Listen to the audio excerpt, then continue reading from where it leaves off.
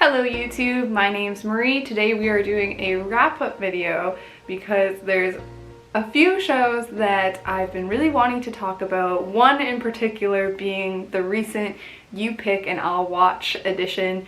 You guys picked on my Instagram for Hospital Playlist. That review of Hospital Playlist, the first 3 episodes, because the You Pick I'll Watch I consider to be like first impression level. Like, I have never committed to watching the entire show. I personally have committed to giving it a first impression, but I have been procrastinating because I know that my opinions are unpopular opinions. We're going to talk about Hospital Playlist.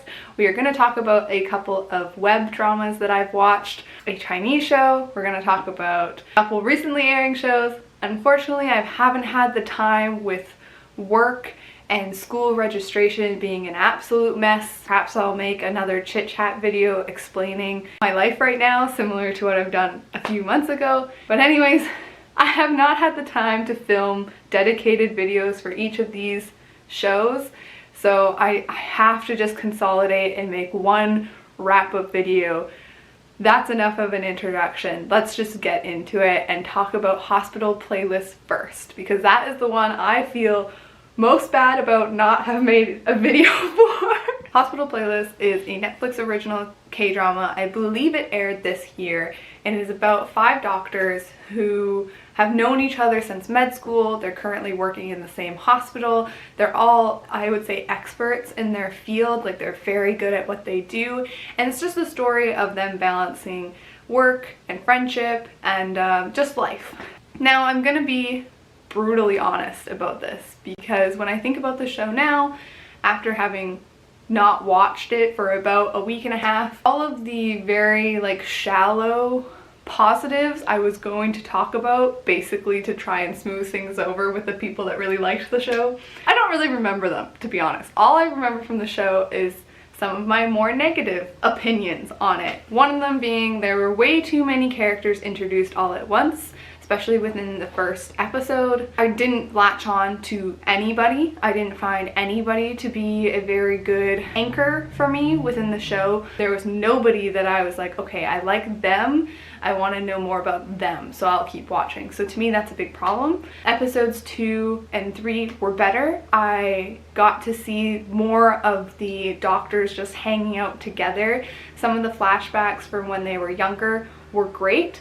But an issue with these scenes, even though these scenes of them together were my favorite, like there's one where they're out to dinner, and I thought that was great, and then another one where they're singing karaoke. Again, great.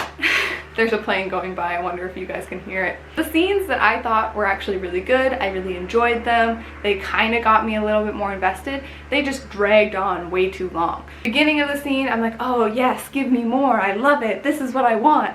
And then halfway through, I'm like, okay, you can wrap it up, we can move on. And then by the end of it, I'm like looking at my phone, scrolling Instagram, because it's just taking way too long.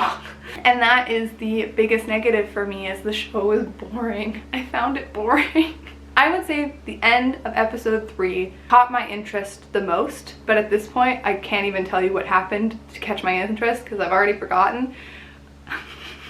Don't hate me.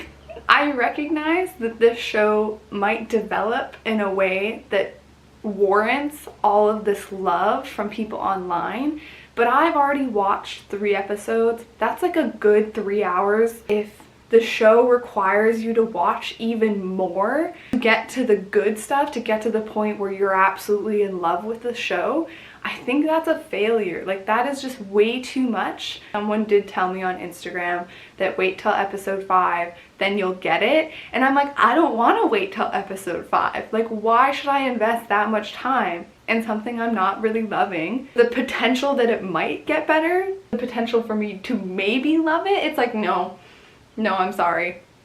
I have other things that I want to watch. I have other things I gotta do. So unfortunately, that is my first impression of Hospital Playlist. It's overhyped. If it gets that good, I'm not even willing to wait around that long.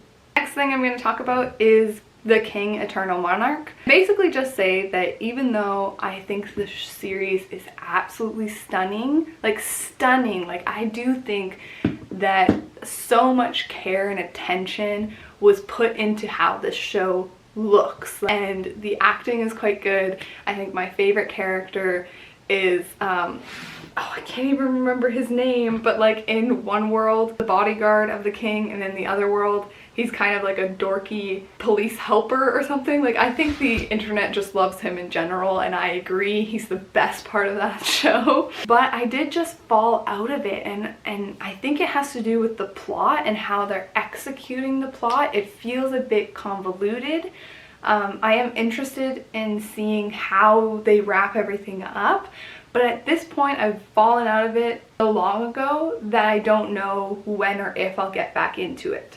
Next thing that I am currently watching is Romance of Tiger and Rose. This is a modern day young scriptwriter. Now, after severely overworking herself, she falls asleep and wakes up as a character within the script world that she wrote. And a kind of a cool draw for this show is that her character lives in a kingdom where the gender roles are swapped. So in her kingdom, it's the women that have all of the rights that traditionally men had, and men are in the place of women. They just did a blanket switch, which is not the most interesting, but it works well enough. Like, I was not expecting this to be a very accurate, anthropologically driven analysis or representation of what monarchies really look like. Again, I was not upset about that, but I noticed that very early on, and then also got over it really early on. But the thing about the show that is absolutely fantastic is the chemistry between our leads. It's light and fluffy, and it's incredibly easy to watch, and yeah, it's just one of those candy shows where, like, if you're stressed out and you don't really want to think all that much but you still want lovable characters with great chemistry, I would recommend Romance of Tiger and Rose. Next, I have watched the first 3 episodes of Backstreet Rookie. I have been highly anticipating this release because the male lead is one of my favorite Korean actors. Recently, I've been quite disappointed in his work after coming back from the military. I feel like it's been a letdown. I did not really enjoy Melting Me Softly all that much, and Backstreet Rookie is kind of the same situation, but I don't fault the show for that, because if you watch the trailers, you'll see kind of the chaotic comedic energy that they're going for from the trailers, and that is not an over-exaggeration of the show. Sometimes with trailers, I take them with a bit of grain of salt. They usually show us the highlights, the over-exaggerated aspects of the show.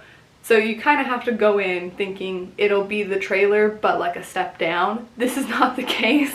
Backstreet Rookie is the trailer. And that's just not really comedy or a setting that appeals to me very much. So I think I'll give Backstreet Rookie one more episode, because again, I do want to support his work and I do hope for great things for this actor. Next, let's talk about the 2 web dramas that I have watched. One of them being Death Note. Number 1, I know it's got like a 2nd season.